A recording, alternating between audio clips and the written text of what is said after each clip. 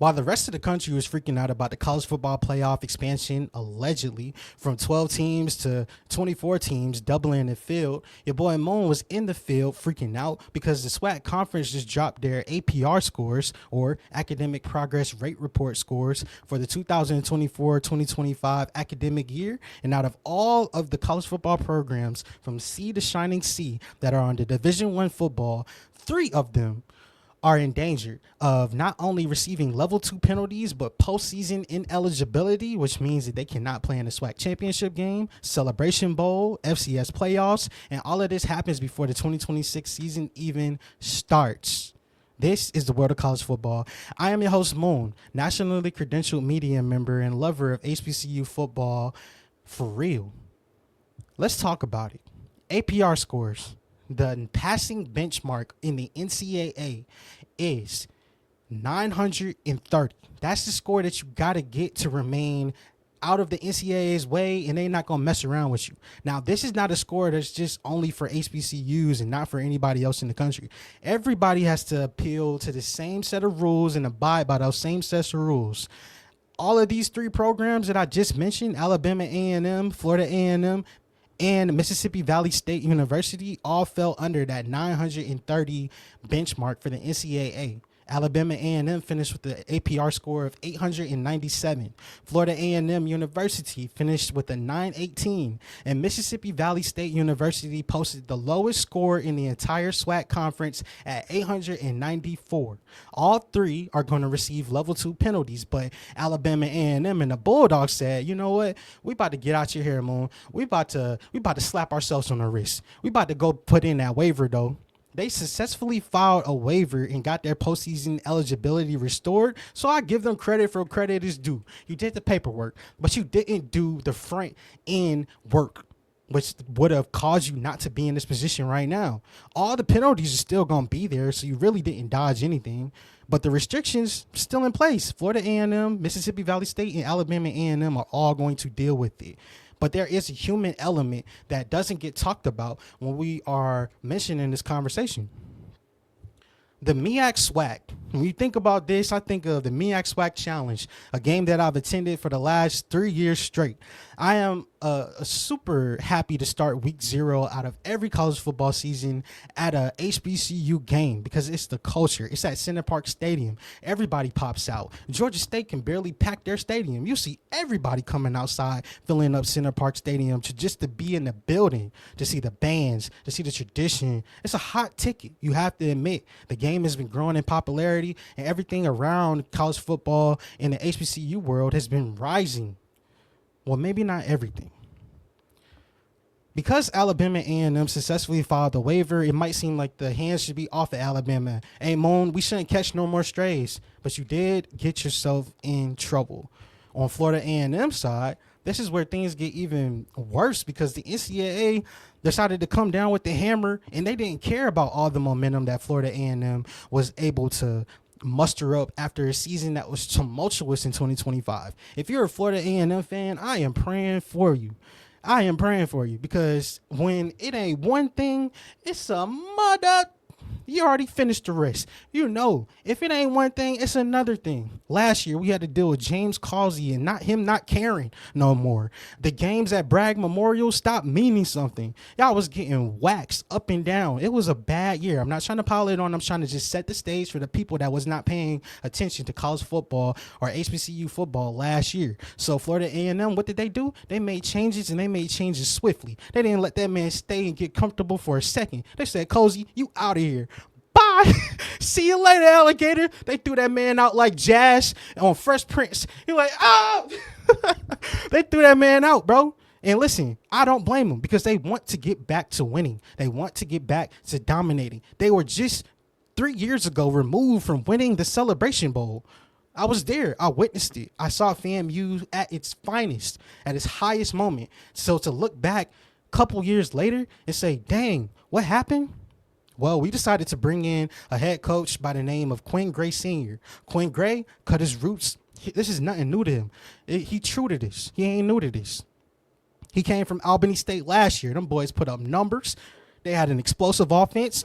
They had a quarterback that can get active. They had a team that did some damage, especially trying to get to the playoffs. And he was extremely successful. He came in as a Florida A&M man through and through, former player who came in with energy, came in with a vision and the ultimate genuine desire to turn Florida A&M football around in 2026. He didn't want to have to wait until 2027. He didn't want to have to wait until all the smoke clears. That man was like, man, we coming in and moving our stuff now. Who is Coach Cozy? I don't know. I don't know who he is. All I know is Quinn Gray Sr. And y'all should already love me. I'm beloved. I played ball here. Y'all know my name. Y'all probably see my jersey up there still. When you come into an atmosphere and you get buy-in, I can't name one Florida A&M fan that I talked to over the course of this offseason, even though I don't call it an offseason. I don't know one Florida A&M fan that I talked to that said, dang, I don't really like the Quinn Gray hire. There was some that was like, I'm still gotta wait it out, but they always say, I'ma always support my Rattlers. Go Rattlers. Go Rattlers. That's all you hear. This man came in trying to build some culture. Alabama A&M trying to build some culture. Mississippi Valley State just hired a new head coach this past cycle because they said we got to get an identity to ourselves other than being a doormat in the SWAC conference for year after year after year. It's been a running theme and a running joke. But that man pictured on your screen, he came in, he said, man, I want to build some culture. I'm trying to get this thing right. I want to do it. I want to hit the transfer portal. I'm going to bring my former quarterback that played with me at Albany State. I'm going to bring that man back with me to FAMU because we can get this thing moving, and it don't got to waste no time. Think about it. Prairie View A&M just last year brought in Tremaine Jackson, and now they in the Celebration Bowl, almost came in winning it. 4 overtimes it took to put Prairie View Panthers away, and they still fought to the finish. That's a head coach that has command. That's a program that seems like they are trending up. And then this is a program that seems like it's trending down. Because even in the dog days of spring, the early days of summer, I'm still having conviction to tell you that, yes, Quinn Gray Sr. is building culture. However, it's impossible for him not to feel. If it is not one thing, it is another. It is another, like Young Dolph said. But even before he got to open his eyes, hammer comes down. You are postseason ineligible. I'm sorry, Florida A&M fans. I'm sorry. It's like I tried to give y'all hope in the offseason. I was like, bro, this could be the year. This could be the season. This could be the time. But the fact of the matter is that the program just keeps getting in its own way. And the NCAA told Quinn Gray Sr. and your entire program, you are banned from postseason play. Celebration Bowl, waking up in the middle of the morning, catching strays. One of your universities in the SWAC is no longer eligible no more. We didn't care about Mississippi Valley State and their eligibility for postseason. Their chances are they wasn't going to make it anyway. Now, Alabama A&M, that was up in the air. But FAMU, we said, man, we want to see you get back to the glory days. But what SWAC conference program doesn't want to get back to the glory days? Think about FAMU's fan base for a second. You spent all offseason getting excited. You spent all offseason watching your new coach cook. And I'm talking about cooking in the portal. You bought into this rebuild. You told yourself this is going to be different. This is going to be our year. Then the rug gets pulled out before the season even starts, before we even get the fall camp. You don't even get to dream about playing in a celebration. You don't even get to even dream about what it's like being in Mercedes-Benz Stadium and seeing all the community come outside from universities here and there. It's a family reunion being at the Celebration Bowl. I've been there 3 times on the field covering the game. Thank you to the Celebration Bowl. We appreciate you, Mr. Grant. But, Mr. Grant, you got to be real with us. When you woke up and heard the news that FAMU is postseason ineligible, Mississippi Valley State is postseason ineligible, Alabama A&M is postseason ineligible, that had to sting because your product is now being compromised because they can't get right. Mississippi Valley State, they finally got a new head coach trying to turn the program around after struggling for years. And the same thing. A man is trying to build something, and then the system gets in his way. And then the academics didn't catch up on time. And ultimately, it's a gut punch to the entire program. It's a gut punch. But here is where things get a little bit spicy. And we got to talk about it. We already talked about MVSU. Go back to NVSU real quick. Now, I got to be real and I got to be transparent with you. The conversation that needs to have, and we got to have this conversation. I understand 150% that there's a gap in finances from the FCS to the FBS, even from the Power 4 to the G5. There's a major gap. So if you just imagine for a second, if there's that much of a gap from the Power 4 to the G5, imagine what that gap is like from the Power 4 to the FCS. Now imagine what that's like from a Power 4 to a HBCU school. I'm going to be the first person trying to advocate for people pouring money into HBCUs, pouring money into the programs, pouring money because they don't have the same resources. Tremaine Jackson talks about it all the time, how he has to attack the transfer portal, how he has to do things differently, but he also has to change the standard because they just used to getting by. They're not used to winning. They're not used to having that as a gold standard. So these HBCUs are asked to compete at a Division I level without a Division I budget. I get it. That is real. That is documented. That is a systemic problem that predates any of these coaches in their tenures, and that predates anything going back to Eddie Robinson days. And APR scores is revealing all of it to us. But here's the other side of the coin that I have to mention to you. If you want alumni, donors, fans, sponsors, wider communities, the ad dollars, corporate money, all this stuff, you want people to keep pouring into your community, pouring into what you're building, you have to show that you are developing complete human beings and not just football players. Period. Are you developing them young men? You have to show that when a young man walks across your campus, puts on your jersey, represents your university, that he's going to be better for it when he decides to leave, regardless of if y'all won a championship or not. That's the Dabo Swinney philosophy. We care about graduation. We care about everything else after. Football, if we win, we win. Good. Winning is a standard, but we want to win in the classroom. We want to win how we're supposed to win. You cannot come to the community asking for money, asking us for resources, asking the media to cover you, asking for support, and be the same programs in all of Division I college football, Division I, FBS, and FCS that can't keep their student athletes academically ineligible.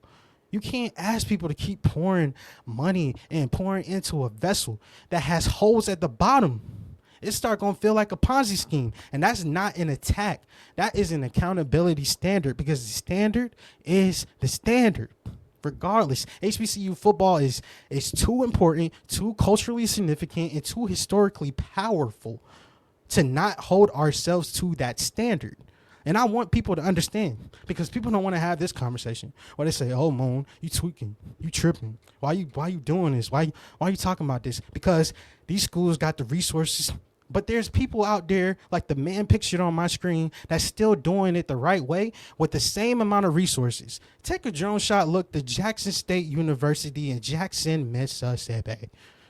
TC Taylor has a machine going on. The new creme de la creme, the gold standard, in my opinion, of what SWAC football is supposed to look like, runs through Jackson, Mississippi. M-I, crooked letter I, humpback. It runs through Jackson, Mississippi, bro. You have the same resources, and Jackson State is just fresh off of a Celebration Bowl. Tough season last year. Didn't meet the expectations that we had, the program had, because they expect to be playing for SWAC Championship, going to Celebration Bowl every year moving forward.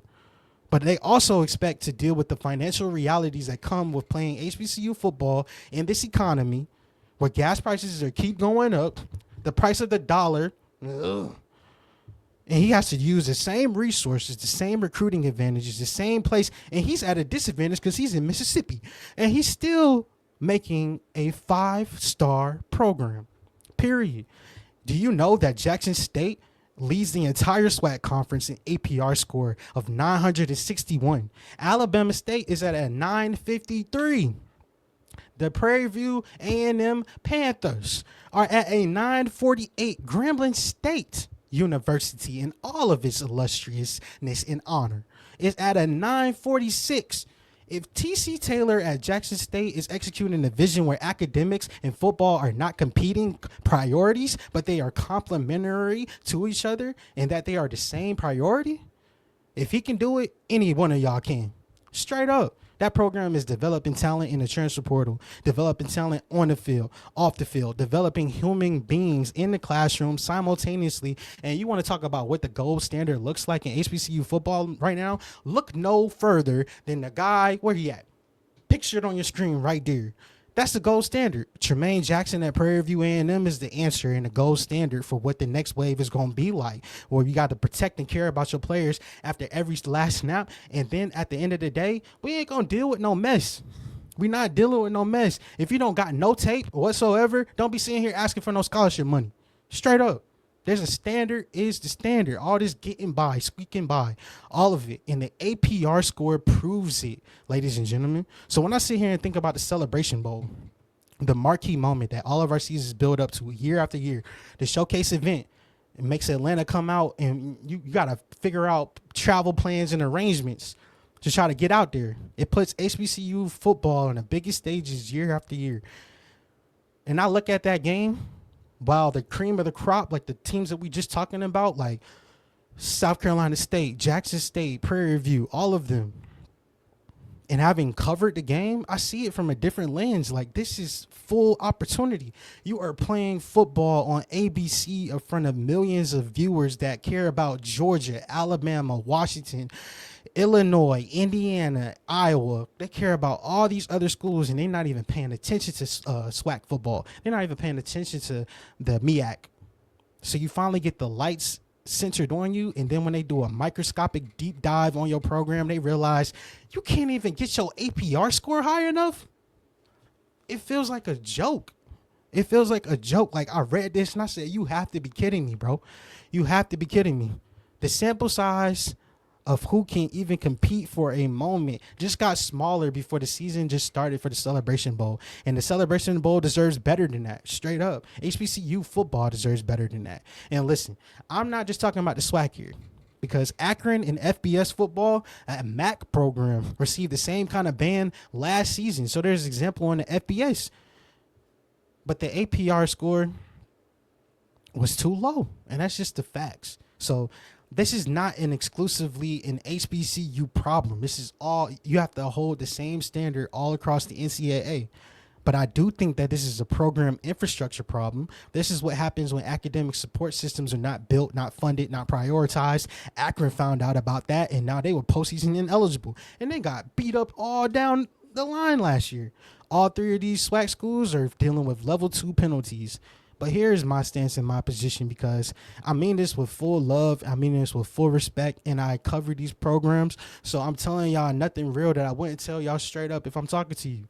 HBCU football is a privilege. It is a privilege to go to Florida A&M University. It is a privilege to be at Grambling University.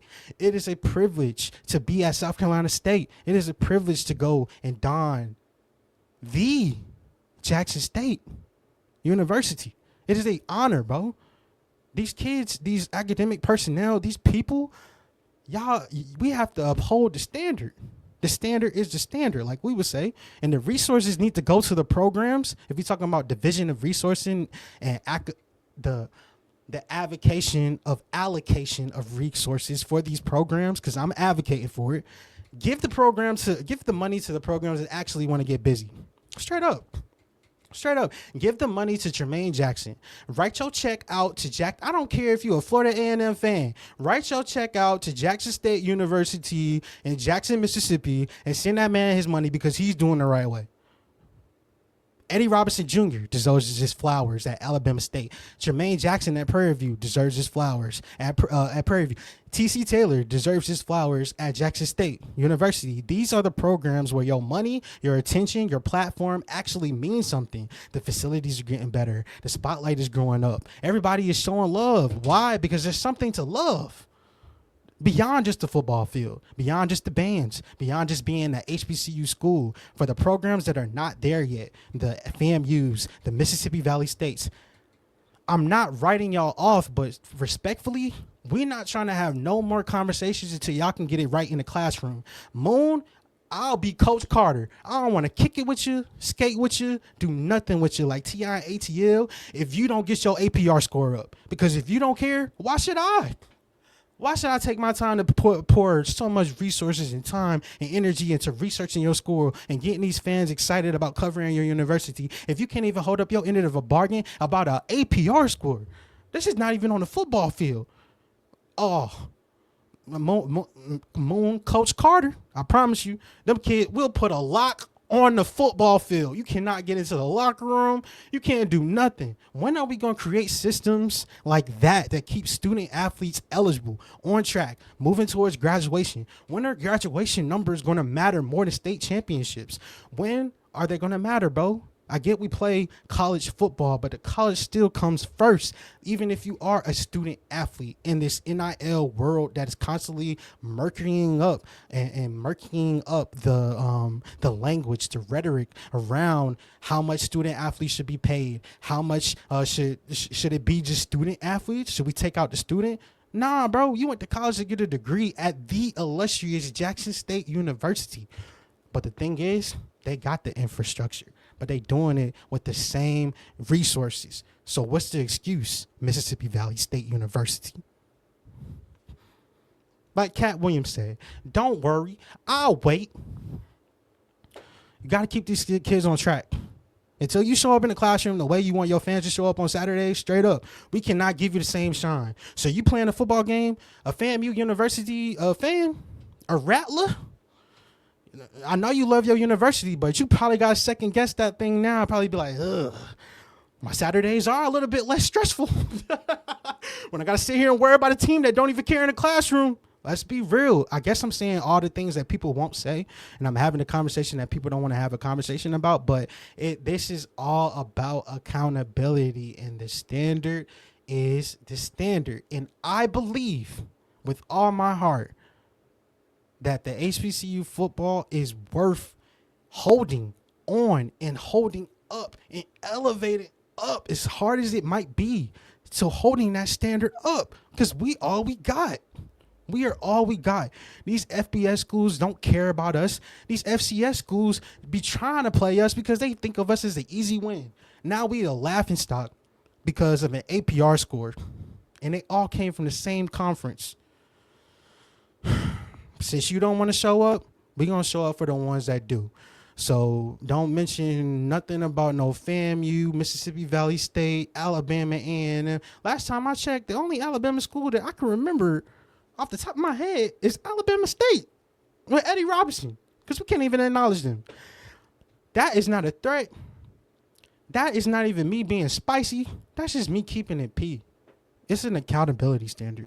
The standard is a standard, and the standard is worth upholding. I'll leave you with that. That is for the culture. This is the world of college